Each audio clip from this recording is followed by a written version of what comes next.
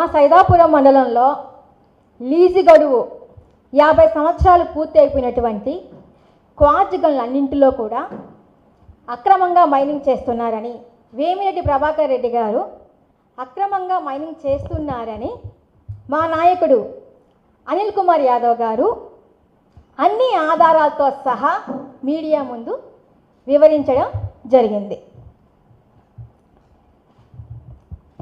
వేమిరెడ్డి ప్రభాకర్ రెడ్డి గారు మా నాయకుడు అడిగిన వాటికి ఏ ఒక్కదానికైనా సమాధానం ఇచ్చారా, వివరణ ఇచ్చారా? లేదే. మీరు సమాధానం చెప్పలేక బెట్టింగ్ రాయిల చేత, బ్లాక్మెయిల్ల చేత, కేడీల చేత, కేటుగాళ్ళ చేత మీరు మాట్లాడిస్తున్నారు మీడియా ముందు.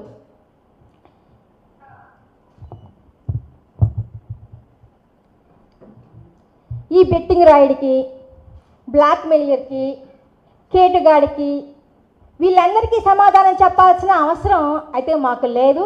కానీ ప్రజలకి సమాధానం చెప్పాల్సిన అవసరం ఉంది కాబట్టే ఈరోజు మీడియా ముఖంగా మీడియా ముందుకి రావాల్సి వచ్చింది.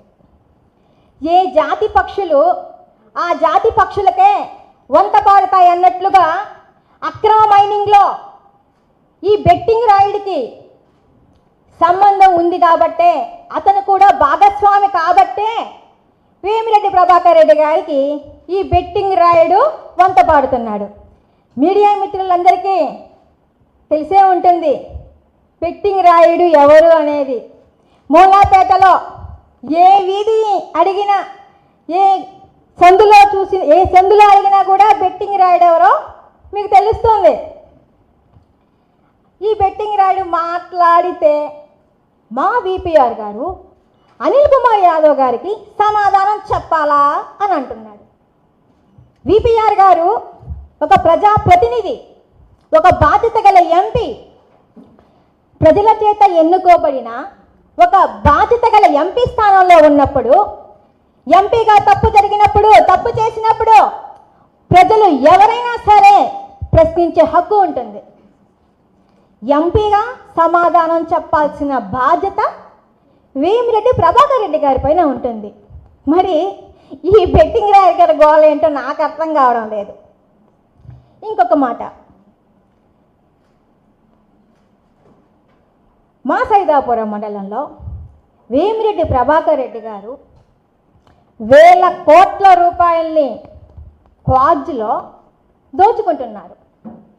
క్వార్జ్లో వేల కోట్ల రూపాయలు దోచుకొని ₹1,00,000 దాన ధర్మాలు చేస్తున్నారు. కోట్ల రూపాయల్లో దోచుకొని, వేల కోట్ల రూపాయల్లో దోచుకొని ₹1,00,000 దాన ధర్మాలు చేస్తే దైవాంశ సంభూతులైపోతారా? ప్రజలకు సమాధానం చెప్పరా? ఒక ఎంపీ, ఒక బాధ్యత గల ఎంపీ స్థానంలో ఉండి సమాధానం చెప్పరా? దైవాంశ సంభూతులా అని మీడియా ముఖంగా మిమ్మల్ని నేను అడుగుతున్నాను.